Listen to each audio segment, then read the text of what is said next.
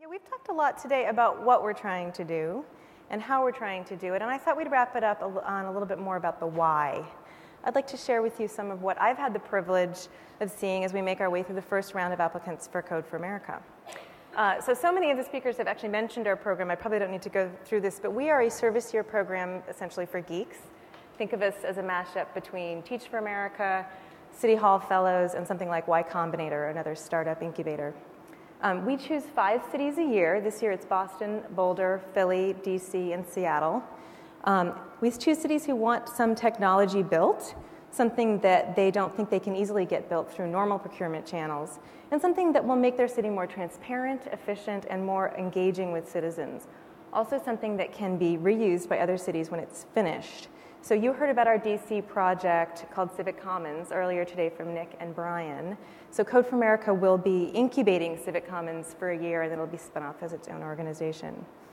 But after we've selected our cities, we then select our fellows, this year 23 of them, to build applications for these cities, but also to build a relationship with the folks in City Hall so that they can each learn from each other and share their cultures.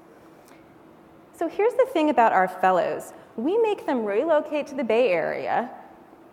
They take a crash course in city government. They have to design, build, and launch an application in less than 6 months, and we pay them next to nothing.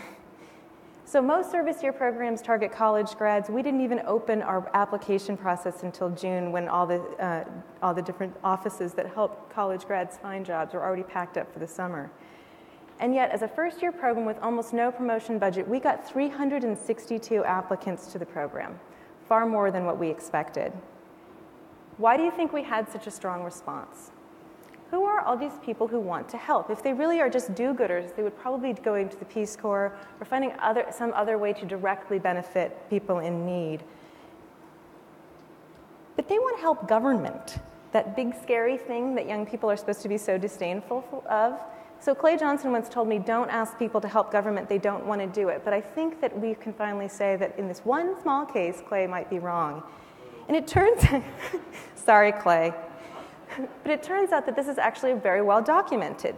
The Center for American Progress recently came up with a study, and I will pull that up, that concluded that Americans aged 18 to 32 strongly favor a significant role for government in addressing national challenges, much more than does the public at large. Are we on the right slide? Sorry, I can't see. It's not that they think government is so great as it is, it's that they believe that government can and should work. The CAP study concluded that young adults are particularly receptive to a reform agenda that would strip wasteful spending and focus on improvements in the delivery of government services. So a couple of really quick stats. 62% of millennials believe we need a strong government to handle today's complex economic problems.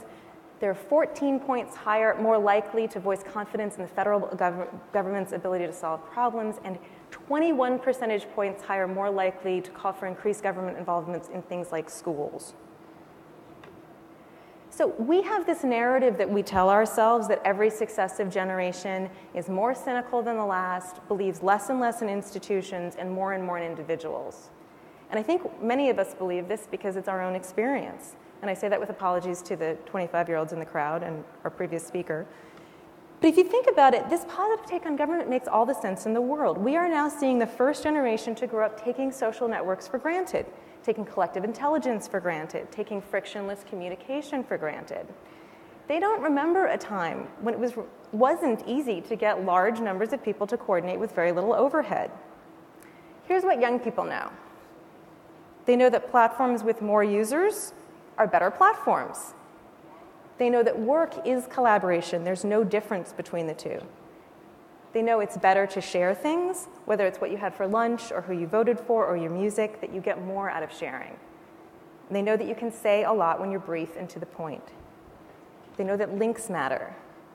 They know that individuals can make a difference, but the big stuff happens when people pool their resources.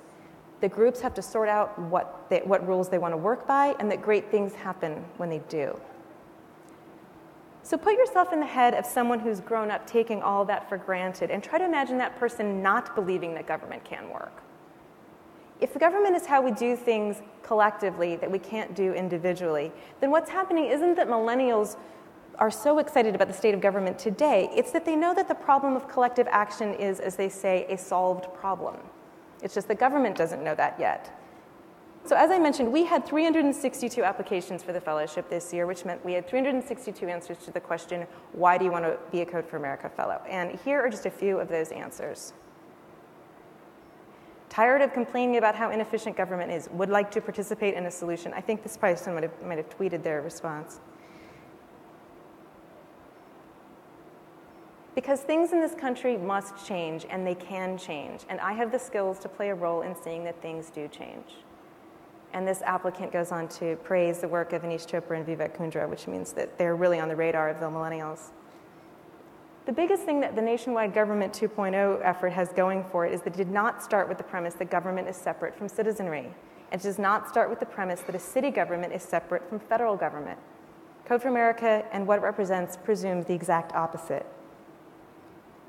Another applicant says, the world we live in is now full of possibilities, but we neglect the options available for the ones already in place, regardless if they're inefficient or ineffective. I want to participate in Code for America because I believe in civic duty. I believe that government could run more efficiently and transparently with good help on the tech side. It's a good summary of our program there.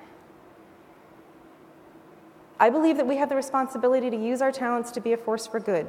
This is an opportunity to potentially improve the quality of life for so many people like you and me and our children. So I don't want to minimize the problems we face in government today, and I think it's incredibly hard to maintain the political will to drive change in very large, very complex organizations. So this is a year since the first Gov 2.0 conference, and we have had a chance to sort of chart our progress. And as Tim's fond of pointing out, we need to be thinking on much larger timeframes. And when we're trying to maintain that will over a long time, it might help to remember that there's an entire generation that believes that we can do this.